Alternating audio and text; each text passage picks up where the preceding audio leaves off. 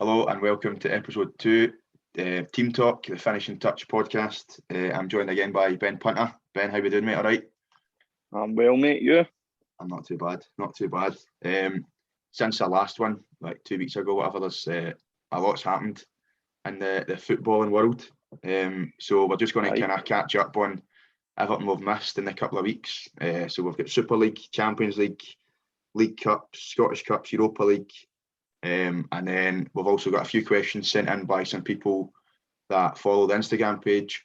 And then we're going to finish with a Premier League 11 team of the season, in which me and Ben will pick our own teams, and then we'll stick them on Instagram and folk can vote about who would win and stuff. But I'm pretty confident in mine, so I'm not going to be accepting anything other than 100% voting for me. But hey, I mean, you've planned yours. I haven't. I'll probably come up with some names that don't even get close just because you're rushing me for time, but it's one of the things, eh? It's what I get for no studying. Right, mate, we'll start Super League. About 2 weeks ago, I think it was probably the day after we recorded this, timing wasn't great for us, but it was actually this Sunday. It was the Sunday because Man United were playing. Man United were playing, and they drew. Did they draw that day? I don't know if they won late, but Solskjaer was getting interviewed. That's right. And the guy interviewing him was dropping it in, and he was like, I don't know what to say. Like, I don't know what to say. Like, I don't know anything about it. And I think that was what started it, because that was when Neville went on his big rant, and he was spot on in pretty much everything he said, wasn't he? He was raging, And then I think the next night was Liverpool played, and then they drew, and Klopp was in. No, did they? I can't remember if they did draw, didn't they? They did, because it was at Anfield, because I don't think they've won there in and ages. Klopp was raging. Because he was weeks, man. Because he was saying a few years before, when the idea was first brought up, that he was totally against it, and I think it was Jeff Steeves that was literally saying to him, "Do you feel the same still?" And he was like, "Of course I do." He was like, "It's just not going to change." But you see a European Super League, like teams like Spurs and Arsenal in it. It's no for me. Just, even as you say, like the teams that were in it just won the Super, and then it's like Arsenal are 10th in the league, I think now, and Spurs are 6th or 7th maybe. 6th, I think, maybe. Can't mind. I get the teams that are being entered based on their European pedigree. You see, like Man United and Liverpool and that. They'll always be considered as European greats, and then you go around the world and you see like your Barcelonas and Real Madrids, etc. That's fine to include them automatically. But see the likes of, like, my two examples are Arsenal and Spurs. Why would you Arsenal and Spurs? Like, honestly, where do you get that from? Where do you get the justification for even including them in mate, I know. the same breath as Barcelona and Real Madrid? It's just even like another example, like Inter Milan and AC Milan have only really came back to what they used to be this season. Like, I think Juve have won I think they've won the past 9 titles in a row, and Inter Milan and AC Milan have been honking for like the past 5 or 6 years. Last year they were all right, and then this year, like, Inter Milan have sort of ran away with it a wee bit. But it's come back to European pedigree, innit? They've been terrible as well. As it's just pedigree and size of club and stuff. But like in terms of recent league form, and I say recent, I mean like the past couple of years, Arsenal, Tottenham, AC Milan, and Inter Milan, well, probably wouldn't be anywhere near it if it was off that. But I get the Super League thing, right? And here's why I understand it, because see, for the neutral, like watching games of football, see week on week, if you're watching the biggest clubs in the world play against one another, like, see if you are just a casual fan and don't really bother about football deeper than just watching it on the telly, like, you love that. You'd love it. Week on week, you'd be watching massive games. PSG, Barca every second week or something. Exactly. But see, when you look at it from a common sense point of view, if you're more in football than just watching it, it's just greed. It's terrible. Imagine being like, I don't know if for folk that don't know, my sort of English team would be Man United. That's if they were on the telly, that's who I'd watch. But imagine being like a United or a City season ticket holder. So the club's plans were still to stay in the Premier League, I think. So imagine having to pay for a season ticket to watch your team every week in the Premier League every weekend, but then also pay for a sort of midweek season ticket to go and fly away to. It wasn't as if they were, so they wouldn't even be playing PSG in France. I think the plan was to like stage the games in America or in the Middle East, like, and so America, like, what is it? The Mercedes-Benz Arena is quite big, and they've got all the big stadiums over that side of the world. So you're talking like season tickets sort of times 2, and then flights across the world, hotels. It's crazy. Like, it screams out of touch, doesn't it? It's just so elitist. Just money. It's minging, man. It's dreadful. Minging, but that is. I'm glad it gets sort of squashed, but I don't think it'll be long before. I still think there's issues with European football for me. I still think, because see, when you give countries like England 4 places, now I get that the 4th place in the Champions League, and I get it, the Super League and Champions League, 2 different entities if they'd have went ahead, but see the fact that you're still giving English clubs the 4th places, 3 are automatic and 1's a late playoff stage. Yeah. 4's too many. Nah, definitely. I think definitely. You should begin the top 2 in all the top leagues. I think certainly the champions, like, of the sort of the UEFA members, I think the champions should be straight in. Definitely group stage, possibly the playoff, depending on how low ranked your country was. But like 4 for England and 4 for Spain and 4 for Italy is just a bit. It's a bit too far for me. So Germany, Spain, and England do 4. Right. Okay. But the first 3 are automatic, and then the 4th in each of the countries is a playoff. Yeah. And then in Italy it's 2, and then the 3rd is the playoff. Right, okay. And then even any 2 underneath them is Europa League. To the FA Cup winners, do they get a European place? Are they Europa League? The FA Cup winners get Europa League spot. Is it Europa League? Right, so if you look at that, then if Man City go and win, Man City do. If Chelsea go and win the FA Cup now, right? It'll go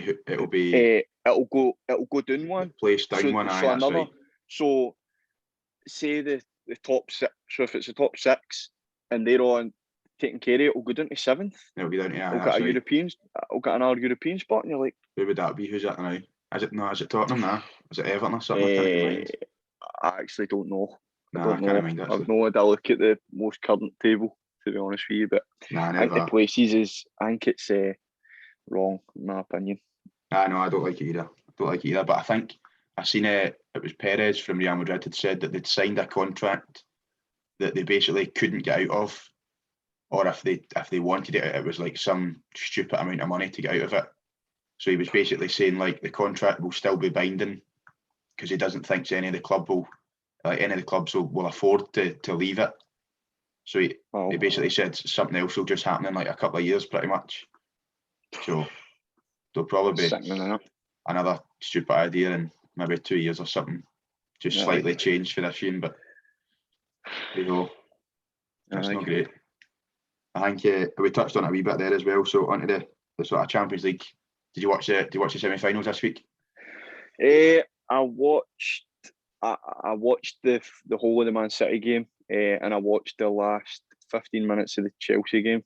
I thought the Man City game, because it was the only one I watched in full, was strange because PSG absolutely played them off the park in the first half. Neymar was an absolute joke. He is. See, when he's not rolling about the deck, he's ridiculous. He is honestly ridiculous. Easily one of the best players in the world when he's not being a pure when he's not diving about and getting himself sent off, because he's been sent off in the past few weeks. Gets sent off quite fairly regularly for a winger. He gets sent off at the weekend there, but he just argues with referees all the time, and that's where he get booked for a tackle. But he was arguing that it was his first tackle, but he absolutely did the boy. So I don't know what chance you've got. PSG first half very good. Neymar very good. quiet night for Mbappe, which showed in the second half. Didn't have a shot at goal at all. Aye, no shots at goal. I don't think Man City got better. I think that as much as they pressed higher, I just think PSG got a wee bit worse. Right, okay. I don't know what your thoughts on that is, because I think the 2 goals Man City scored were both really poor goals to concede. Aye, they won. I don't think, for all the sort of world-class players on the pitch, none of the goals were really brilliant, to be fair. One of them was a corner. He had the freedom of fucking Paris to go and hit the ball in. Poor mark, and then, really poor. What was the next goal? Through the wall? No, was that the third one? The third one was the free kick, wasn't it? The second one was the cross. It was De Bruyne, wasn't it? The keeper was waiting in a touch. Aye, that's right. It wasn't great. Like, it's good ball in, to be fair, but being a goalie, I'm trying to like look for ways to back him up, but it's hard to, because I don't know what he's waiting in a touch for. I don't know. It's a strange one, but the frustrating thing for him will be the fact that he's been really, really good up to now. Yeah. Which I hope, for his sake, that I think he just signed a new contract, didn't he? Highlight. He did, aye. Aye. As for the Chelsea game, I only seen the last 15 minutes, but I didn't even go and watch highlights. I've been quite busy. But for what my dad said and what I seen as well, that the Chelsea midfield overran the old heads in the middle of the park for Real Madrid. I think I can't get man of the match, didn't he? I think he had a bit of a stormer. Aye. It's just he's unreal, to be fair. I did see Werner missing. That guy's needing. That guy, I've said that guy's needing to find form, but I think that guy's needing Jesus. I think he's needs to find a new sport, I think, man. Aye, he's no. To be fair, do you know what? Like, I was talking to a boy at Steny about this the other day. Like, I suppose the only positive is that Chelsea are creating chances for him. Yes. Like, it's not as if he's playing up there and he's not getting a sniff. I think once he finds like a stolen motor. I think once that first goal goes in, I think he might find a wee bit of form. I say the first goal, he's obviously scored this season, but scored against West Ham, obviously. You know what I mean? He scored that's at the weekend. But mate, I seen a compilation video of like all his misses this season, and some of them were ridiculous. Like open goals, 6 yards out, nobody near him, and he's putting it by the post and all this stuff. And even with Germany, but it's the same. The last international break, the one against Macedonia, that I don't know what had happened. I know it came for the left, came in, and he's tried to sweep it with his left foot out the way. Whereas if he just lets it come across, and he's right, passes it into the goals. Yeah. So it's just a guy that's lacking serious confidence. He's low in confidence. Exactly. Hopefully next season he might kind of pick up a bit. Because I see the thing, but he's not a bad player. When they signed him, he was absolutely ripping it up for Germany, and he was in the Champions League showing how good he is, and even for Germany at the time, okay. But for club, he was unbelievable. Aye. I think he said, I remember him, he said at the start of the season, like he was still getting used to how sort of big and quick and strong the Premier League centre defenders were and stuff. And I don't even think that doesn't even seem to be his problem anymore, because as I said, he is getting chances.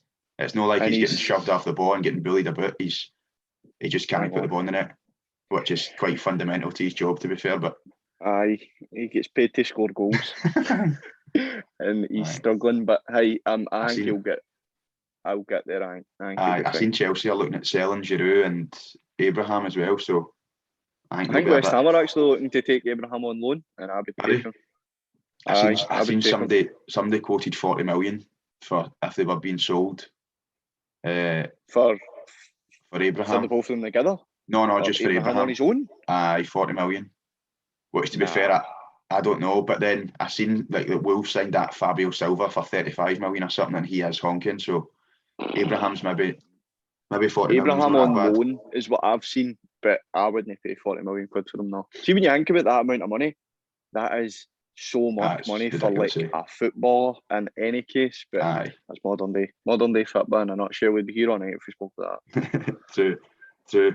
Next one, mate, the League Cup final, Spurs and Man City. What was that? Was that last Sunday or something, wasn't it? It was. I can't believe I'm talking about this. I can't believe. I suppose you have to.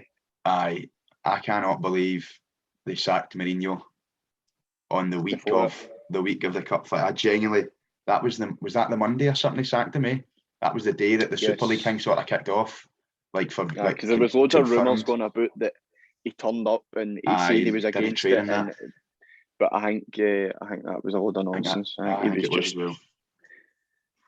Like, I'm not saying Tottenham would have won the game with Mourinho in charge, but I think there was a hell of a better chance than we Scuddy Ryan Mason. Aye. Like, did you see the stat that got put up? It's like Ryan Mason's had 2 games and Guardiola's had like 300 or something. And I was, 24 trophies. Pointless graphic. There's 24 trophies and none. Ever. And then it was like 600 something wins or something, and he had one win. That was ridiculous. But I couldn't like I like, to be fair, I like Mourinho, so I'm maybe a bit biased here, but I follow like a few Mourinho pages on Twitter and stuff, and they were saying like it's been coming for a while. Maybe they wanted to sack him so that if he won the trophy, then they couldn't sack him if he won it. But then why is that even their way of thinking? Because surely if you win a trophy, why are you wanting to sack your manager? Like, you've not won a trophy in like 15 years or 13 years, I think it is. I see another thing, but that's another thing that's become so much more prevalent in modern day football, that successful managers are getting sacked like no long after their wee reign of success is finished. Like as short as months. Like, you go back to Di Matteo at Chelsea winning the Champions League, and then the next few months he's out the door. Like, that's right. Who at Ranieri as well? But in this case, but in this case. So won the league and then kicked out the door like 6 months later. You get, son. No, I'm of the opinion that it was coming from Mourinho as well. I don't know what it is with Daniel Levy, as if he thinks that they're a force to be reckoned with. Nah, I don't know. No, I mean, I think Mourinho at the top levels, time's running out for me. I just think that I think he's a bit old-fashioned in some of his ways. He is. What I noticed was that he was like going to attack teams in the first half, right? And they would maybe be winning 1-0, and the second half they would never shot at goal. Exactly. And you're like, what kind of way is that to play? But at the same time, what I will say for him is that I would say that he's brought the best out of Son and Kane by making Kane a deep line attacker rather than the front man, because Kane has really took off, and he did. See, to be fair to Mourinho, he did say in the Tottenham documentary, I don't know if you remember it, he did say, I'll make you explode. That's right. He wasn't far off, because I think Kane, as much as I really, really don't like him, or Spurs for that matter, he's turned they two into like very, very valuable assets for Tottenham. So, nah, mate, definitely. I think because again, I'm probably biased, as I said, but I think Mourinho needs a board who will give him a sort of blank checkbook and just say, buy anybody you want. Like, I think so. Like, you go back to even at sort of Chelsea and Inter Milan, and his sort of more successful years, he had players in their peak years who were just willing to do anything for him. Whereas I think at Man United recently, and then at Tottenham, he didn't really have the. Like, I remember he was wanting to. I remember at Man United, he was wanting to go and sign a centre half. I can't mind who it was. I'm sure the boy was like 28. Was it in the documentary? I can't even mind, mate. But I just don't think he's been fully backed by any more recent clubs. Like, I think if you hire Mourinho, you need to accept the fact that you're not going to get 100,000 passes in a season, and you're going to get sort of a defensive type of football, defensive brand of football, but he's going to win you trophies. He's not going to play youth players. He needs like 27, 28-year-olds in their prime, just that sort of are ready to do anything for him. They just play to win. They don't play to look good. And exactly. Some supporters might not like that, but see, if I was a Tottenham supporter and I've not won nothing, and I'm of the opinion, by the way, Tottenham supporters will be of the opinion that they should be winning things. Then you will be raging, sitting watching that. But again, see if I was a Tottenham supporter that just wanted to win, then guys that just come in and play to win are exactly who you want. But I like you say, in recent times, I think Mourinho hasn't been able to have his teams at these clubs, so they're no his teams that he was managing at Man United and Spurs. But he's been and gone now. I think he maybe struggles a wee bit with. I say he struggles. He's one of the best in the world, but I think at Man United, Pogba sort of went against him a wee bit, and a couple of personalities in the dressing room maybe turned on him a wee bit, and then once you sort of get that one, I think at Tottenham maybe Aurier and Danny Rose. Danny Rose, when he was in the office and stuff. I think once you get one or two of them turning, you're sort of struggling to get it back into. You're pretty much done. Because Rose was an academy an academy graduate, so he would have been well liked by most going in. So when you get guys like that and people that would probably look up to get like Danny Rose, it's no great. But I know. I think when you sack a manager in the lead up to a cup final, it really doesn't help, does it? Even just have like some sort of succession plan in place. Like they just put Ryan Mason in, he's only been coaching for a couple of years. He'd still be playing if it wasn't for his injury. Like youth team manager. I think they bypassed Ledley King to go to Ryan Mason, which I thought was a bit weird because I'm sure Ledley King was the first team coach or something. Maybe he's just no the type that has ever managed. Well, I don't know. I don't know. I don't know. Find that a bit strange. But the cup final itself, I think was fairly boring. In my opinion, it was City. It was more a case of when they were going to win it. It was a training game, pretty much, wasn't it? I think Hugo Lloris had a good game. I think that he kept them in it up until the last 10 when Laporte scored. A few folks said that he used to have been sent off, but I thought his first foul that people were claiming was a booting. He never actually touched Lucas Moura on the halfway line, and that's usually if somebody turns you and you bring them down, it's a standard booting. But I get that referees want to keep their cards in their pocket for cup finals, and that's totally fine. I get that, but the commentators were giving him dogs abuse. But see if you actually watch replays and a guy falls without another guy prompting him to fall, that's not a booting. No for me. I was quite annoyed because I've seen a load of people say that he should have been sent off for his. So he did get booked eventually, and they were like, that should have been his second. I don't even think his first tackle was a fucking foul. Do you know what I mean? I didn't see it to myself, so I won't comment, but I didn't see poor. it. But that's English commentators for you. They were so bad, mate. I know. I seen, what was it? So bad. I got it down here. It was Man City 21 shots on goal to Tottenham's 2, 62% possession to Tottenham's 30. It's a cup final for you. A cup final. A cup final that is, aye. Oh my God. It's a bit embarrassing if you're Tottenham, eh? But then I suppose I don't think they were given much chance with their manager and that being packed out and stuff. It was just a strange build-up with the Super League thing happening and their gaffer getting sacked, and it was just weird. So much unrest. It was just weird. I don't think they were ever actually going to cause City many. Did you see Joe Hart on the telly the other day saying City hadn't had a proper test in weeks or something? He's a Tottenham backup goalie. Oh, mate, idiot, man. At least he's honest, eh? Well, he is, aye. It wasn't he's honest. But aye. That was... stats don't lie. That was a poor final. Stats don't lie. I mean, I know. And then a wee bit closer to home on the Scottish Cup. With the games were split over 3 days, weren't they? 2 rounds have happened since we last spoke, actually. The 16, the last 16 and the quarters have happened. So they have. We'll miss out the one that Celtic get packed out. Listen, the last 16 was pretty straightforward. The only big game that happened was Celtic Rangers. Everything else pretty much took care of itself. Celtic, it's just not the year for Celtic at all. I don't think Rangers have played particularly well in any of the old firms this year. I think post Christmas Rangers haven't been great. I think before Christmas they were. Before Christmas they were unbelievable. But after Christmas and the old firm games, as you said, like I think was it the New Year one or whatever. Celtic were the better team, and then Beaton get sent off or something. Own goal. Aye, Cal McGregor. Aye, that's right. Somebody gets sent off an own goal.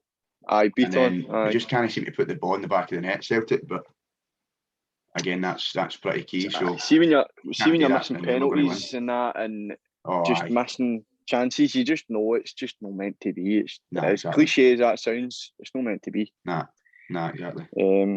But apart from that, the rest of the round of 16 was pretty straightforward. There was no shocks. But quarter-finals, they were exciting. I think 3 of them went to penalties. Full of goals. 3 of them went to penalties, aye.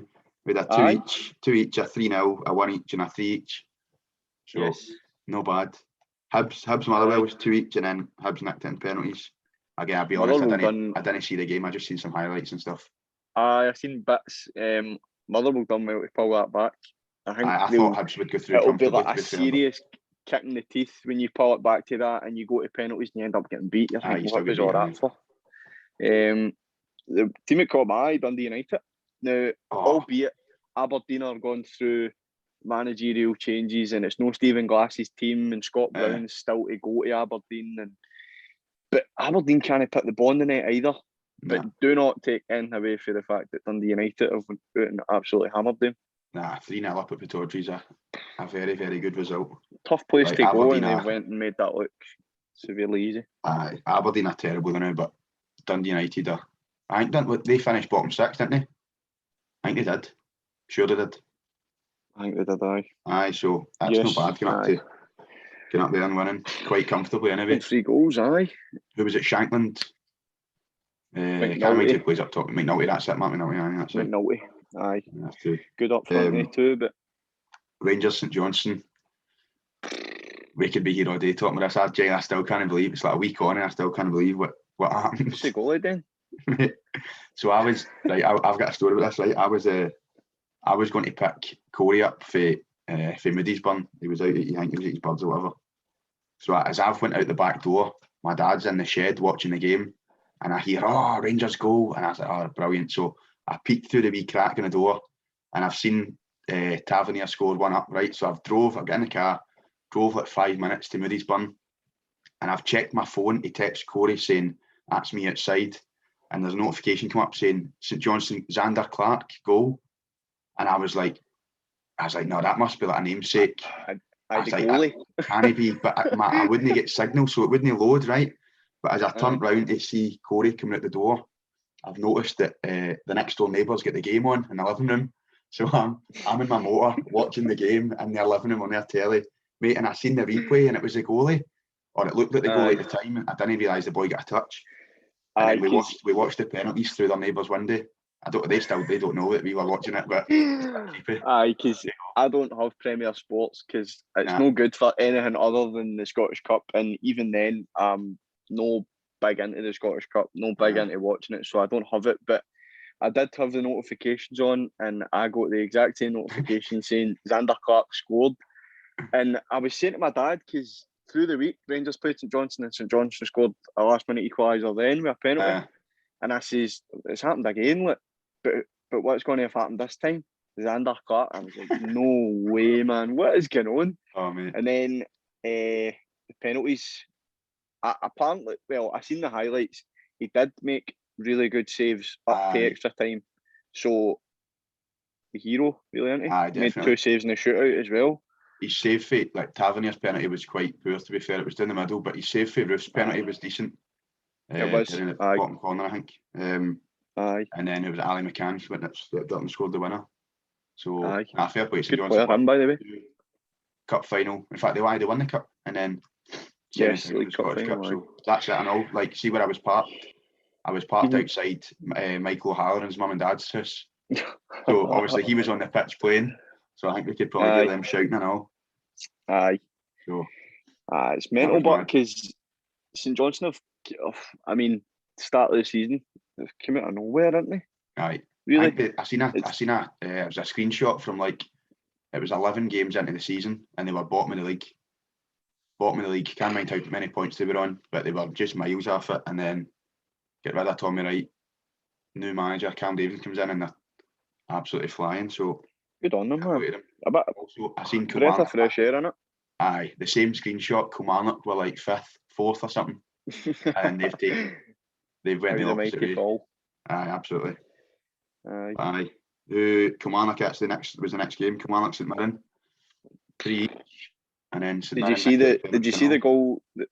Did you see the goal that took it to penalties? No, I didn't, mate. No. Oh, mate, the goalie. So Ross Millen, Darren knows him actually. Darren knows Ross, right. And he's shielding the ball back to the goalie, Colin Doyle. I think it was. Is it Colin Doyle? Big Irish boy? I think it is. Aye. Shielding the ball back, and I think the goalie's waiting on the boy to clear it. And if I was the defender, I would just be no waiting on the goalie, send it out in the stand, and defend a throw in. But instead, he's waited and the goalie coming. The St Mirren boys get in, nicked it, and the goalie's crunched them. And the refs gave a penalty, and I think it was 3 each, and then it went to penalties. And I'm like, oh my God. You're like genuinely like a minute away from the Scottish Cup semi-final, and the two of you are acting like that. One of you deal with it and just defend the throw-in, or better yet, the goalie's get the ball in his hands and he can stand for like a minute, because refs don't even care about the rule anymore, about the 6-second rule. They just say, bounce the ball and you're fine, and just go. Honestly. So, I mean, that's what it is. Take it in the chin and you just fucking move on. But if you're having a season like that, you'd want a decent cup run, and I suppose getting to the quarters is decent, but when you're that close to the semi, you're just... you're desperate to get through. Must be a kick in the teeth. Who would your pick be for the Scottish Cup? Who do you fancy? I want it to be St Johnstone. Right. But I think in my head, I've got it that Hibs will win it. I fancy Hibs. I think Hibs are the favourites, to be fair, but... Aye, they should be. Big Christian Doidge has been scoring the goals. Aye. I do you know what? If I was to say who I want to win it, I'd probably pick St Mirren, to be fair. I quite like Jim Goodwin in that. I think they've had a decent season this. I think they were unlucky to miss out top 6. In fact, I think it was St Johnstone that pipped them to it in the last. I think Aki's equalised or something later on in that game, and they missed out. But I'd go St Mirren, but I think Hibs will probably win it. But, I mean, listen, MD can be MD. Especially they amongst the left and all. Amongst the 4, like, I think it's going to be hard to call, but obviously if you were telling me to pick one, I would say I think Hibs should be winning it, but football on it, strange game. I know, strange game. Another strange game last night, Europa League, Man United 6. What was that? Roma 2. So I left the house for training at 1 each, and then I got the notification through that Zeko had went and put Roma 2-1 up. 2-1 up, aye. So when we went and trained and came back after 10, just after 10, and somebody said, "Oh, who's got the scores?" When somebody said 6-2 Man United, I was like, no, like, because I realised that Roma had made all their subs in the first half an hour, or 3, or the first 40 minutes or something, and I was like, maybe they've had to, maybe a couple of guys have had to go off again and they've had to play with 10 or 9, and it's just been total, domination, but Man United blitzed them. Aye. Second half was after crazy. Being really poor in the first half. Aye, they were hopeless in the first half. But the rule, so what's the sub rule that you can make your subs over certain intervals or at stoppages in the game, like half time.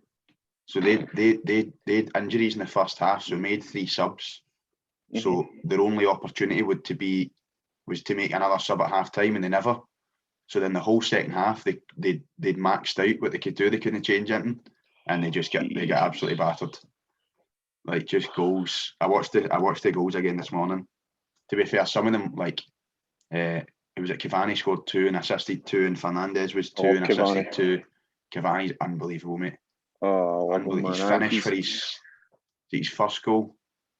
Yeah, and just wrapped it right in the top corner. Oh, ridiculous. Mate, I've said for long enough, and I think you'll be able to back me up on this, that I think Cavani's a serious player. Mate, definitely. And he's up there with he's not up there with Lewandowski. He's no, because he's out there. He's not quite the best in the world in his position, but he's at probably one point he could have been considered. I just mean like now, he's probably that next bracket down for me. Like I'd say in the Premier League, who's your Aguero, Kane, Cavani, who else they got? There's no really out and out strikers.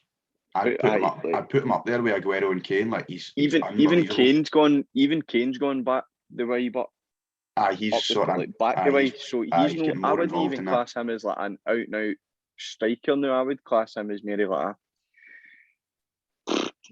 he's playing like a fucking deep line playmaker. It's crazy the way he just comes and takes the ball in his own half and sprays it wide. But Cavani as an out and out striker, he is top notch in my opinion. And then Villarreal 2, Arsenal 1. I just want to start off. Arsenal are absolutely terrible, by the way. What a good evening for Arsenal. No. So bad. Not a good evening. I mean, they've got the away goal. I mean, Big Unai's come back to haunt them, hasn't he? I didn't even realise that. No, Arsenal defensively and really bad. I could have told you that after the West Ham game. But going forward, really good. But they ship goals very easily and very often, and too often for a side that's meant to be of European Super League calibre. Do you know what I mean? I don't know what to think. I don't know what to think of Arsenal. I know I've just called them terrible, but that, like, sometimes I look at their team and there's proper world class players there. Like I'd say Tierney's world class, or he's certainly up there with the best in his position in the world. He's getting a lot better. Aye. So if he's not world class now, he certainly will be at one point. Aye, definitely. I'd say Aubameyang and Lacazette they're not world class. They're not the best in their position, but they're very, very good players. Aye. And so they should be, the 10th in the league, they should be better than 10th in the league, but then part of me also looks at the other half of their team and it's just absolute diddies, like Granit Xhaka. David Luiz is some player, no? Oh, David Luiz, just go and take your boots off, mate. Honestly, God. I think I looked at Arsenal's team last night and couldn't quite get if there was a typo or a wind up in there, and it was that Granit Xhaka was playing at left back. I couldn't quite, because I was reading it on the app and I was like, they've got Xhaka playing at left back here, but I do know that these apps sometimes make some mistakes. And I did watch a game and he was in fact playing at left back. Don't know if they've been day drinking because the beer gardens are back open, but fuck me, that's that's no good. No. I think when you're playing Jack at left back, you're absolutely struggling. You're struggling. I think when you've got guys like Rob Holding and Callum Chambers playing in there as well, you really don't give yourself much a chance. I don't think Villarreal are that bad a side, but quite similar to the other Europa League game. Villarreal had a very good first half. They're seventh in the league, but I think Villarreal, like, they're no bad, but they're not Villarreal great. Sat off the second half, which was their fault. But I don't know if you've seen the penalty that Arsenal got, did you? No, who scored? Was it Saka scored it? But no, Pepe scored it, but Saka. Pepe, sorry, that's right. Saka earned it. Right, okay. It's dreadful, mate. It's really bad. He's leaving his leg out for contact, and if you've got VAR, that shouldn't really happen. But because you can see that he's dribbled by one guy on his left, and the guy on his right has like planted his foot in an attempt to just, I don't know if it's to nick the ball, I'd imagine, and he's just ran by him, trailed his right leg, and the ref seen that on the screen. Well, I don't even know if he went to the screen. Tell a lie, because he did just get it straight away, and I was like, that's fucking poor. Because when I seen a replay, I was like, that's not a penalty, man. It's just you have a look at it after and see if you're of the same opinion. But I was like, that's quite a soft penalty. Is it like it's a modern day penalty, but no an actual penalty? Yes. Is it one of them?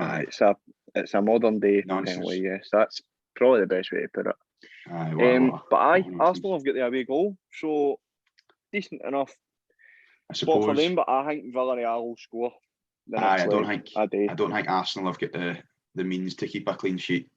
Not even at even home. Mate, I know we've not mentioned it. Bernd Leno in goals is, oh mate, he's pure paper mache. He makes me feel good about being a goalie. Like I've still got a chance. I've went up 2 gene sizes in lockdown, and I've still got a chance of playing at a top level, mate. Honestly. Oh mate, he's hopeless. These guys like Cal the Dragon a chance as well. Top man. God bless him, man. Yes. Yeah, mate. Don't take this in any other way, right? But I seen clips of him training, and he wasn't as bad as what his back garden suggests. That people say, "Oh, I mean, you're throwing the ball off a net and it's coming back." See, when he was playing against actual humans, he wasn't as bad as what I expected him to be. But I just didn't know what to expect. Maybe I'm going to have to end this soon, call there, because that's the worst shout I've heard, mate. Okay. But you've said that we've still got stuff to talk about, so how's that going to work? I know, to be fair, I seen the TikTok that it was him in a game or something like that, and he made a save, which was more than I expected him to do. Exactly. I was just like, why did I just expect you to be like, just limbs just flying about and no actual any coordination? But listen, that's just me. I know. Moving on swiftly. Moving on. So I think that's. Oh no, wait, we've still got League One to go. Actually, Scottish League One. Before we go into the questions. Last night, Partick Thistle wrapped up the league. I was actually wanting to go through. I was raging that I was coaching till 9 last night. I made no idea. I just something today. Like, see the wee. So I've cycled past Firhill and up the back at the canal. There's a wee corner you can see on the pitch. And I was fancy getting up. I've seen videos. I think it was Manpreet. There was loads of folk up there, on Twitter, and there was loads of them up there watching, because I think he was filming at the right time when they scored one of their goals, and it was, I think it was a fifth goal. Fifth goal, and all the players went over to them. Good for them, man. I seen they were all like last night. All the players and that went out, or I think they just had something in the stadium, mate. I think they were just in like one of the function suites or whatever. To be fair, they did turn it round, mate, because they were going through a wee bit. Oh, talk about turning it around, right? So that's for a start. So on what date's this? This is the 20th, this is the 30th, right? So they won it yesterday, the 29th. So the 6th of this month, right? Mm-hmm. They were, what were they?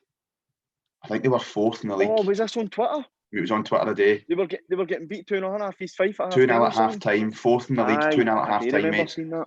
23 days later, they've beat Falkirk 5-0 and they've won the league. Like 3 weeks pretty much. We were talking about him, Scott Tiffany. Aye. Absolutely. Scott Tiffany, Zach Rudden, decent players for League One Championship, eh? Brian Graham, what a player. Oh mate, do you follow I seen a boy get a fractured eye socket because of Brian Graham the other day. I did see that, I seen it on TikTok. Aye. Sam and he was seeing like double and all that. Aye mate, he got an operation. He got an operation, I think yesterday or the day before. Because Brian Graham's steel elbows. But Thistle, 5-0, convincing, won the league well.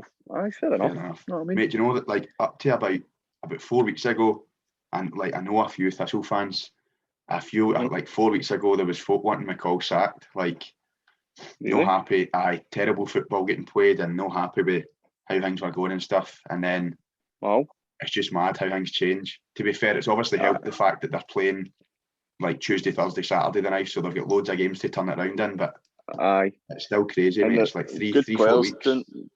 Good players at Thistle, so it doesn't really surprise me. I think I seen something else. Actually, there's a boy that's playing with Thistle now that we played against Boys Club with Pollock. Niang. Senna, Mohamed Niang or whatever. Mate, good player by the way. He was ridiculous at our level. So we played against him at Pollock. We played against him at Pollock, and then I played against him. He was playing for Thistle. We played a game, so we took our 20s over, and we played against Thistle's 18s up at Lockins. Were you there? Did you watch? Or were you playing? I wasn't playing, mate. I'm rotten. But I was watching. And you watching? But he just signed with us at that point, was he not? Or was he on trial or something? No, so he'd signed, mate. So what it was like, so our 20s were meant to go up and play there. I think we might play their reserves or something. But the reserves had been relegated the season before. So this was a pre-season game. The reserves get relegated like just before summer. So they all just get let go. They all just get sacked. So it had been their 18s that just get sort of pushed up and were in with the first team over summer. So mate, we went up like with our 20s. I think we only met as a squad like the Thursday, and the Tuesday, and we were playing on the Thursday or something like that. And mate, this whole under 18 squad had been in with the first team for like pretty much the whole summer. So they were like weeks ahead of us fitness wise and that. And mate, he was playing up. I'm sure he was playing. I don't think he does play up top anymore, but he was playing up top that day. He was playing up top. He was at the back. He's a centre half or a holding midfielder or something. He plays towards the back end of the park. He was playing up top that day, right? And oh my God, I had to mark the boy. Jesus Christ, man. He was huge and he was rapid and he was like 6 weeks ahead of me fitness wise. I was just about to say, huge and rapid are two things about you that are polar opposite, mate. And you would have been struggling, so there you go, mate. Time. Listen, that boy's got to be playing the championship, and if he does, and he's like 2 years below us as well. I think he's only 19 or something, 18, 19 maybe. I think I might be talking nonsense here, I'm sure he is, but mate, Falkirk, I know where we are talking about this, so we've got to talk about Falkirk and how they've absolutely their bottles crashed, mate. I was on the comment section of their Facebook post yesterday, and it was the funniest place to be. Like so many moms and dads just raging because like Falkirk's pure family club. Everybody was just fuming, mate, like absolutely fuming, wanting the board sacked, wanting Gary Holt sacked, even though he's the interim manager. He's only there because I didn't even know Gary Holt took over there. I didn't even know that. Bus driver's in charge, mate, and he's crashed the bus big time. So they'll be in the playoff then, they're like by the skin of their teeth. So they're sitting fourth now. They're level with Airdrie, with a joint third, but Airdrie ahead on goal difference, and then it's Montrose and East Fife or something like that, I think. I think East Fife have getting the player. I don't know if it's. Or is it three of them? I don't want to go into that. Pure complicated. I don't want to get into that structure. It's too hard. Too hard to deal with, man.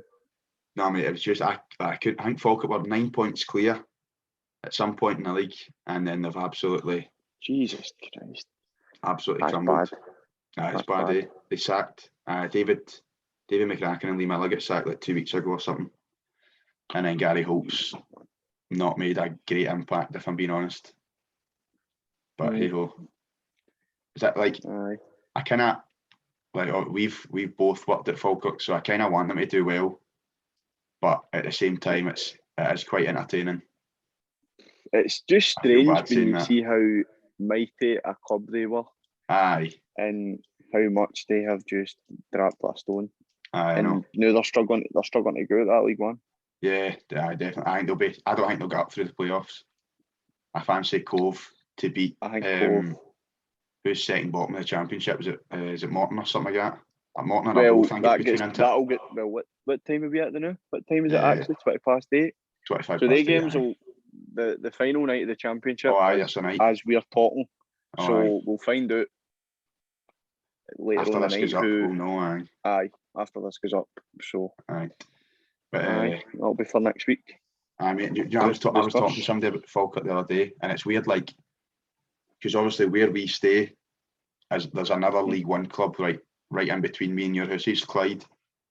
Yes. But like through this way, it's so different. Like nobody I know that really bothers with Clyde, even though it's your local club. Pardon me. Whereas like Falkirk, the whole place, mate, is just like Falkirk daft. Do you think it's just because like how big Falkirk actually were? I mean, Clyde. I don't know how big Clyde used to be. I was at the game where Clyde beat Celtic, and it was Roy Keane's first game, but I don't know if that was where Clyde peaked and then just went down from there. I mean, maybe some Clyde fan will see this and go, Oh, we were better this time. Who are you talking about? So I'm going to get chased out of my own fucking house, Arthur Clyde supporters, because I don't know anything about them. But nobody really, come on, nobody really cares about Clyde. It's all Celtic Rangers. It's weird. Obviously, they were based in Glasgow, the shipyards, and then part of I think this foundation side still do a lot of their work in Steps. So right. I don't know if that maybe has an impact on nobody really bothering with them and coming old. But Falkirk's so different, mate. Like, everybody's pure obsessed.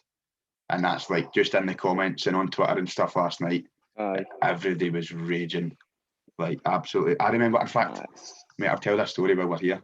See the day they get relegated from the championship under, is it Ray McKinnon? I mean, yes, I was at the game, right? I was in the stadium. I was working at the game. I think I was doing the ball boys or something like that. And I had it. So I was working for the foundation, and the foundation kit is Joma, or it was Joma at the time, right? And the first team kit was all Puma, right? But just by chance this day, I had a Puma jacket on, right, with the club badge. So they've got relegated at full time. And the fans have went round to the front door and staged a protest, wanting the chief executive at the time sacked. Right, so they've blocked. Have I told you this? We'd have had to have gone out the front door at that time when we were working there. Right, so they've blocked the front door, right? Like, barricaded everybody in the building, so the players can't go out anywhere. All the staff and that are stuck in. And I was like, I'm just going out. Like, they will not notice. Like, nobody knows who I am. I'm just a wee dafty at the foundation. But somebody said, no, you've got like the Puma jacket on. And I was like, nah, shit. So I wasn't allowed out anyway, right? And it was Paul Payton at the time was playing. And he had like a birthday that night or something. And he's like, nah, I'm just away, right? So he just charged out. And so it turns out the fans weren't bothered about the players, really. They were just raging at the chief exec. So he got around the applause going out. Right, but some of the other players were kind of nervous, like, didn't want, and I was like, I'm just going out, like, I might have been meeting news or something that night. So, mate, I went out with a Puma jacket on, mate, and I got around the applause coming out the stadium. Somebody, like, literally, I had to walk through the crowd, so somebody's patted me, oh, well played today, wee man. And then somebody, no, he was on the bench today, he wasn't playing. And I was like, mate, I was in the stand, not even playing, not even in the squad. I was telling the ball boys where to go. Aye. Mate, I got around the applause, so I went round to my car. That's crazy. Round to my car, and then so at full time they split the car park, and it's like a one-way system that way and a one-way system that way. So the side I was on, I had to drive back through the crowd, and mate, and the crowd have all partied like the Red Sea, and they've all applauded my car coming through. And I was like, oh no, where's my watch talking to me? Oh mate, it was brilliant. That was crazy. Absolutely brilliant. But it looks like they're going to be stuck in League One anyway for another season. That's the way it's looking like, yeah. Right, mate, last couple of wee bits anyway. We have a few questions sent in from Instagram. So there was loads sent in, to be fair. So we're only going to do a couple of them a day. We've still got a couple that we'll come back to in different episodes and stuff. We've got plenty of time to answer any questions that anybody's got. So one of them was a best 11 sent in by Henry Gaffney. So we're going to tweak that a wee bit. We'll do that last, and we'll make it a Premier League 11 of the season. Yeah. So that's what we'll do. We'll do that one last. And then there was another question saying, can we do previews and reviews of all the games, which is what we've pretty much done today anyway. But then there was one sent in by a boy, Zach Shirky, that I've coached before, saying what inspired us to get into coaching. So it's quite a deep question. It might be, depending on how you want to take it. Deep question, isn't it? You want to go first, or will I? I'll go first. Well, my kind of coaching started with more helping goalkeepers rather than coaching in like general teams. So I was more going to teams and helping goalkeepers, but not really associating myself with anybody else in the team, any of the other coaches. They kind of just asked me to come down and occupy the goalkeepers, to be honest. Yeah. And I quite enjoyed that. I quite enjoyed the feeling of people looking up to you and thinking that you can help them. And if you can help somebody in any regard for that matter, but particularly in football, you feel good. Aye. And I'm pretty sure that's the exact same with you. If you can help somebody come on a bit in any regard, but particularly football, you feel tremendous. Yeah. It's just the way you feel. And I then went on to help yourself. That was the first real coaching, generic coaching role that I took up with you, and I loved that. I thought it was great. It was good, you know what I mean? And I'm sure we'll do it again at some point, because I think we'll still get a long road ahead of us. But aye, at the time, taking that team at Falkirk, that's where we took the team together. If anybody wonders, we both coached at Falkirk together. So the story you've just told about the whole getting a pod, I was probably no far after that coming in to help you. Aye. So that was me coming into coaching just to try and benefit others. Do you know what I mean? And try and bring them on, and that's all I looked for. I know, that's all. I'm so quite similar in terms of like just started off kind of doing wee bits and bobs, and like it was so my mum and dad run a club, Condora. I think my dad's the chairman and my mum's the secretary or something like that. I don't really know. So I was just, my dad's also a coach, and I was just kind of helping his team, helping him, just kind of putting up cones and putting them at the side and doing all the daft wee stuff. And then I was at school, I think it was sixth year, and I think I was telling you this the other week actually, can't mind. But a guy came in for the college to do a talk. We were in like it was like a personal development class. Like what was it called again? PSE or something? PSE. Aye, so that was our timetable, and like when you get to sixth year, you were literally just sitting on your phone, weren't you, just doing nothing? Aye. You had nothing else to do. Yep. So I remember just sitting up in a class, and one of the teachers said to me, "Oh, Bailey, there's a sports talk on down in the library. Do you want to go?" And I was like, "Nah, not overly." But then I was like, "Do you know what? I've got nothing else to do." So I went down, and it was this guy, Todd Lumsden, from Cumbernauld College, and I think he's an academy coach at Rangers. Can't remember what age group he does. And he was doing a presentation on how you can get into coaching and make coaching like a career. Because I'd always thought of coaching as like you'd get a full-time job and then you'd just take your son's team on the side, your son or your daughter's team at night, and it was just like a wee voluntary thing, part-time, and you just helped out, took him a weekend and whatever. That's what I always thought coaching was, to be honest. I didn't realise there was anybody that didn't have a top-level playing career that could be a coach. I just thought, yeah, either had to play or I don't really know, to be honest, but I never thought about it. So, but this guy was just saying how you can get into it and how there was courses and blah, blah, blah. So he kind of inspired me to start. I didn't actually go on his course, to be fair, but I ended up going to college in Glasgow and then hated that. Like, I went for a year, but it wasn't a football course. It wasn't a football coaching course. It was just like sports coaching. So you'd go in different days and you'd be doing different sports. And like, I've no interest in, like, we play a wee bit of golf and play a wee bit of snooker and that, but I've no interest in like netball or volleyball or anything like that. So we were in some days and there was other folk in our class. So it was like their turn to lead the session that day. And it was like, there was a guy doing judo, mate, and I was like, what am I doing? It's like a Wednesday afternoon and I'm getting flung about a hall here. Saturday learn judo. I was like, nah, this isn't for me. So I patched it, just left, no qualification. And I managed to know somebody at Falkirk. And I just started volunteering there.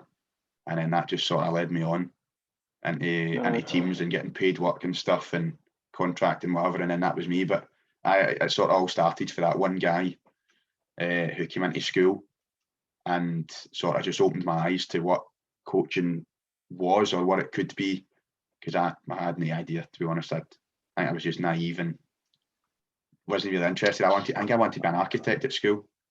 I used to do graphics and all that stuff. I remember you saying that. Aye, but then I realised it was like a 7-year uni course, and I was like, nah, that's not for me either. No thanks. Aye.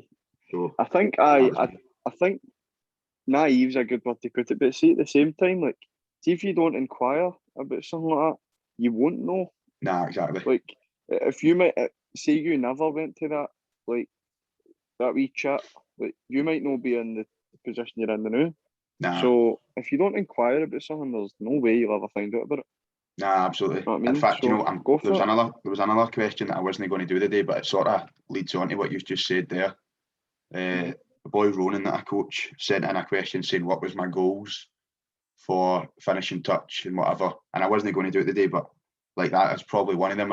I'd like to go into schools at some point, and I don't know whether talk to full year groups. I don't know if that would be beneficial, but talk to groups or present in front of a group just about kind of what you can do, because like you're the same. Obviously, you've been to uni and then left, but I think you'll probably agree with me and feel like all through school you're sort of not forced into uni, but you're heavily encouraged to go to uni and go down that higher education route. Whereas there's so many other options you can do, but I don't think people realise that. I would love to also go in and like even speak to teachers, not even go and speak to pupils like in masses. Like, I would like to go and speak to teachers to genuinely say to them, like, it's not always the be all and end all with going to uni, because albeit I had 2.5 really good years and then 1.5 a year where I just kind of fell out with it almost, and that is probably the best way to put it, because I started to not enjoy it. I started to lose serious interest because of that, and my grades showed it. And the thought of having to try and pull grades back in that situation, that is exactly what made me leave. Aye. And I'm working full time now, and it's great because the thing is, when you leave, when I leave at 5, I don't have anything hanging over my head. Aye, exactly. We were talking about this education, time doesn't stop. There's always something hanging over your head. There's always something to do, and for some folk, they can manage that, and that's great. And see, for 2.5 years, I did stick it, and I could do it, but there came a point where I was just like, this is too much for me. Aye. And the stress it got me, and this is to anybody. If you're in school and you don't know what to do, and the teachers or anybody that's advising you is telling you that going to college or uni is the best option, see for yourself, man. Like, look into what you want to do. If you want to go to uni and study something, which will then, I mean, it doesn't guarantee you a job, but it puts you in the path of something that you want to do, go for it. By all means, go for it. But see, if you want to just earn yourself a bit of money, go into a job where there might be progression, and you're earning money and you're working stable shifts, 9 to 5, half 8 to 5, whatever, go for it, man. Do what you want. Don't do what the teachers fucking tell you to do. Because see, if you were, you would maybe fucking hate what you do. Aye, if they would go to uni and have their degrees, but there's still a limited amount of jobs in certain industries. Exactly. So who's to say that you're going to enjoy uni? Do you know what I mean? Exactly. It's not for everybody. Nah, but even if you do get through it, it's 5-6 years of your life, and you come out. Aye. And you don't have another thing. You don't have a job. See if you can stick uni, and see if you can do it for the whole hog. I tip my hat to you, because it's so tough, because this is the kind of time a year where you see loads of people putting their dissertations up and stuff. And I have spoke to even my girlfriend's like just done hers, and I know how long it takes, and I know what she's still got to go. And I've spoke to people that have done their exams and are finished for good, and to them, fair play, because it's so tough. And congratulations to them. If you can do that, you can fucking do anything, I think. That's my opinion. Like, what did you do? You done what, 2.5 years or something? Eh? I was. Aye, 2.5 years. Aye. I wasn't even that. Mine was only a 2-year course at the college, and I think I'd done like 9 months. And I remember sitting. It was a Wednesday night, and my graded unit. So my final like examination piece was due the Thursday, and I was sitting the Wednesday night with a heading typed and a date, and that was it. I just, mate, honestly, no word of a lie, I'd put it off that much For weeks, mate, I'd been thinking this isn't for me, and then I was like, no, just do it, and I was like, nah. Aye. So anyway, this Wednesday, I was like, right, it's going to be one of the days I need to stay up to like 6 in the morning and do this, and it got to 1 in the morning, and I was like, nah, and I opened my email and I emailed my lecturer, and I was like, that's me, I'm not coming in. I'm finished. Nah, that's me, like, catch you after. And that was it. But like, there is so many other different routes that you can go down and still. Whether it be apprenticeships, whether it be full-time jobs, whether it be like, I get that, particularly in the job that I've just started, there's room for progression, but there's also that you can study and work alongside, which might be for you. It might be for you if you can manage that. I know that a lot of people can, because it's not as stressful, and you also have a job at the same time, which can work. But going on to like last thoughts about uni, my last assignment was a group project, and I was coaching with you on the. Might have been a Thursday. Might have been a Thursday night. It was a Thursday, aye. And it was pissing rain, by the way. And I was soaked. I had no towel in the motor, so I had to drive from Falkirk to Stirling, and we finished quite late. So it was maybe 9. So we'd not started this group project, by the way. So it was me and 2 other boys.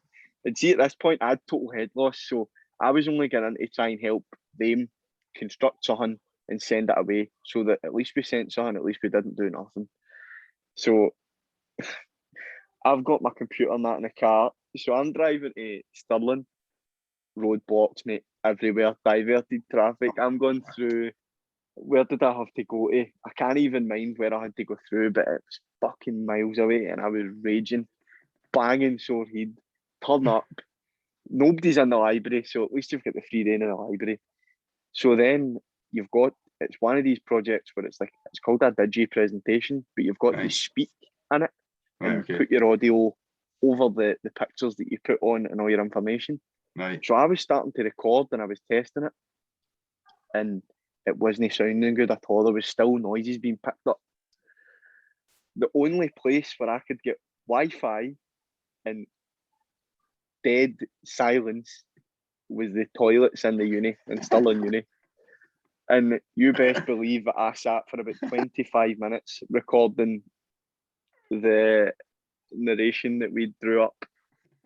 And I was like, see, as soon as I recorded that, mate, I was like, earlier voice note, lad, I'm off. This is pish. I'm going up the road. And that was me. That was my last thing at uni. I think I've still got my student card, but I'm only using that for uni days and fucking free stuff at McDonald's and all that. That's all I'm using that for. Oh, brilliant. So that was my last of that at uni. Right, mate, last wee bit. The Premier League 11s of the season. Now, so as you said, I've planned mine out, but yours is going to be off the cuff. So how do you want to do it? You want to do a player each, or you want to do a back four and then a back four? Or I think we should just go position at a time. So goalie, right back, 2 centre halves. I think that would be best. Right, so fair. Since you have studied this and you've got your players, you can go first and give me some inspiration. Right, okay. So I had a few contenders for my keeper position. I think I probably took the safe option. So my contenders, despite being I think they're bottom in the league or second bottom, I was actually considering Sam Johnson. Mm-hmm. Good keeper. I think he obviously makes the saves because he's so busy, because his defenders in front of him are hopeless. But I ended up going for the save. I went for Ederson. I think overall, he's, in my opinion anyway, I think he's the best keeper in the league. I'd have him ahead of Alisson. Right. I think Alisson's just not a good year. Even if he was on form, he just edges it for me. But that's who I've went with, my keeper. Well, I'm not going to copy you on this one. I'm going to say Emi Martinez for Villa. Villa, good shout. I think he's been very good. I think he, particularly the first half of maybe first 3 quarters, maybe the last wee bit. He's not been great, but Villa haven't been great since the lost English. But I think Emi Martinez for the first maybe 75% of the season was top notch, and very good. Probably what Arsenal were missing. So they'll be gutted. But Emi Martinez is my goal. They sent him out, didn't they? Yep. What are you playing? I'm playing. Right. Are you playing a back four? Aye, we're playing a back four. Right. Okay. Aye, we'll play a back four, and we'll see. I'll need to think about it as I get there, but go back four, start right back. I'm going to go with Kufal, West Ham. Fair. I don't think anybody can really disagree. I know loads of folk will say Cancelo, and he's a severely good footballer, but that guy's played all across the back line. So for out and out right backs, I'm taking Kufal, and I'm taking all the West Ham bias with it. But he's been tremendous. So I've went the other way. I've went Cancelo.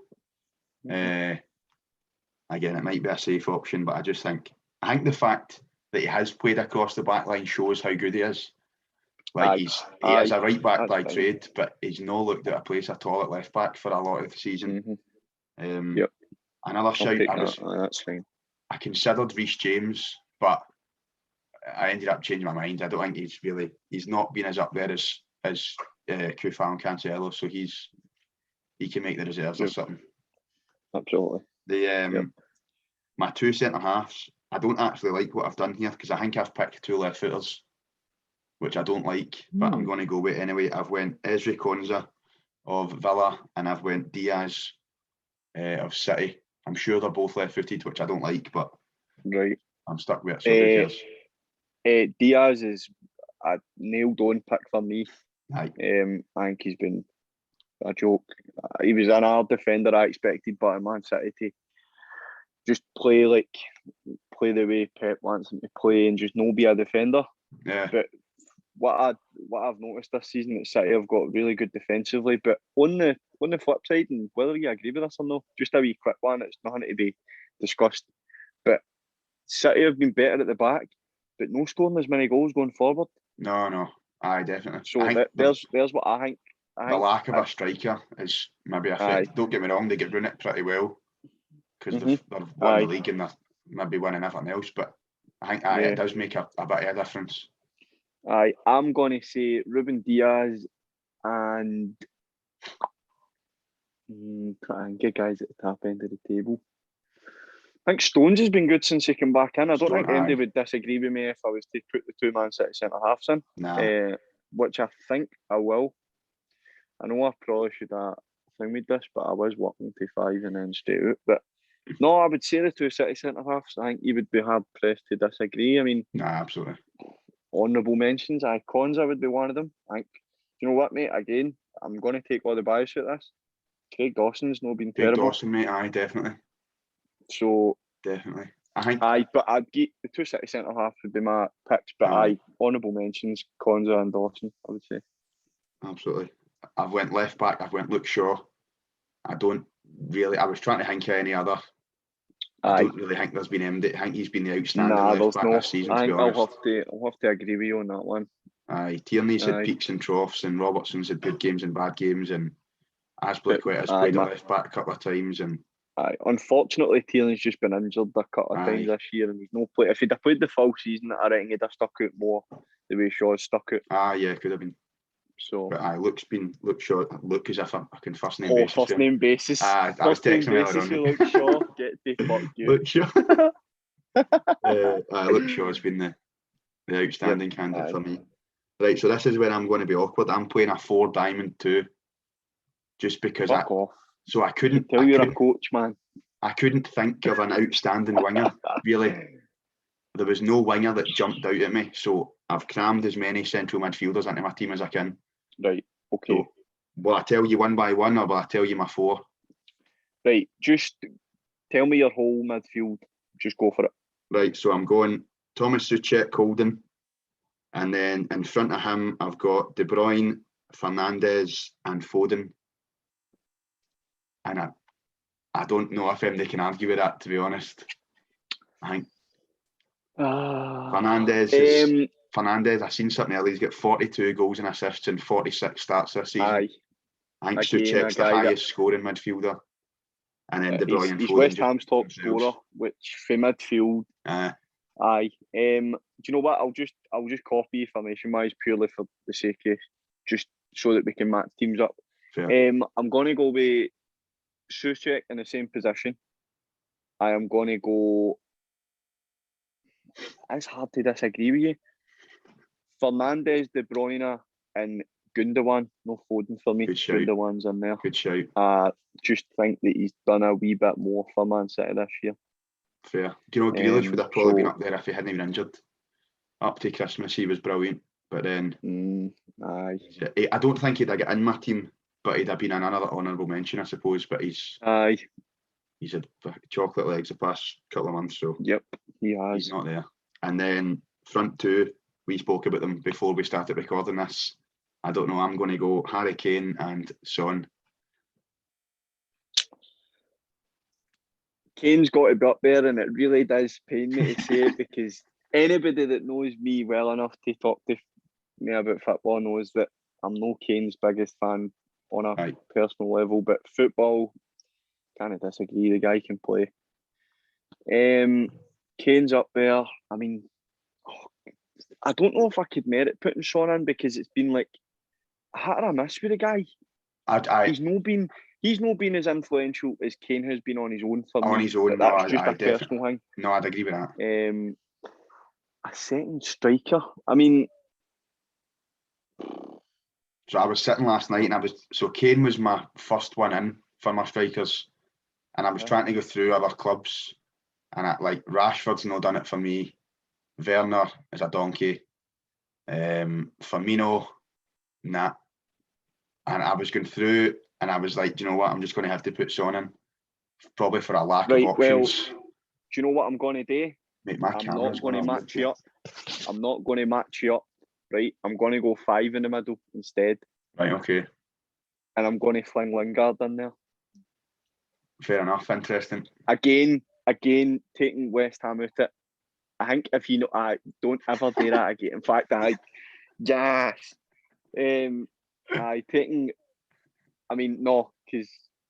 the guy was good before, and on a personal level, again, wasn't his biggest fan because of the way he acted after part. He was like 27, 28, acting like a pure 12-year-old. And for some, it's funny, and I know you're one of them, which is fine. But when he came to West Ham, I had my doubts, and definitely. He totally wiped them out. Even in the first night, he played against Aston Villa and scored 2. He scored 2, and I was all in the living room getting it. I was you and your dad. Me and my dad were getting it all that, and ever since he's totally kicked on, and he's shown why he should really be playing it. I say somebody better than West Ham. I think this season's just been mad. The fact that we're up there. So I'll say that Lingard gets in, and I'll play a 5 instead. Probably like probably maybe like a 4-1-4-1. I probably wouldn't defend as much, but if my team loses a ball, I think I'm in trouble. I'm going to try and outscore you. That's about it. I will try and win every game 6-5 or something. I don't think we'll have any clean sheets, but that's all right. No, mate, perfect. So what we'll do is I'll stick the teams on the Instagram page, and folk can vote who would win over a one-off 90-minute game, and we'll see what people think. If anybody votes against me, I will not be happy. They will not be getting any sessions. Listen, mate, you've just got to let the people vote honestly. All right, you can't be throwing out anything like that. You've just got to let the people make their own minds up. All right, we can't do much after we stick the post up. But no, mate, I think that's pretty much us. I've enjoyed that tonight. That's pretty much us. That's been good. Absolute pleasure. If you've tuned in, then thank you very much for listening. I've no idea how long we've been talking here. Thanks for getting to this stage, because if it was, I hope we've retained some viewers for the first game. 5 minutes, mate. 5 minutes, and I'm off. That's me. But hopefully folk have stuck it. Aye. Defos, and we'll get the next one recorded. The next one might be with a guest. I'll drop a wee hint in there. Ooh, Ooh. I need to send a wee follow-up message, but we I'll should be be getting good for that. fucking bombed out for the guests, man. No, right. mate, you'll be here now. But no, that is us. My camera's gone because the lightning here's fading. Aye, same, mate. It's getting dark. You know what I mean? That is. I'm away from my bed, I think. So I'll catch you after, mate. Right, mate. Pleasure. Thank you. Cheers. Cheers, Trips.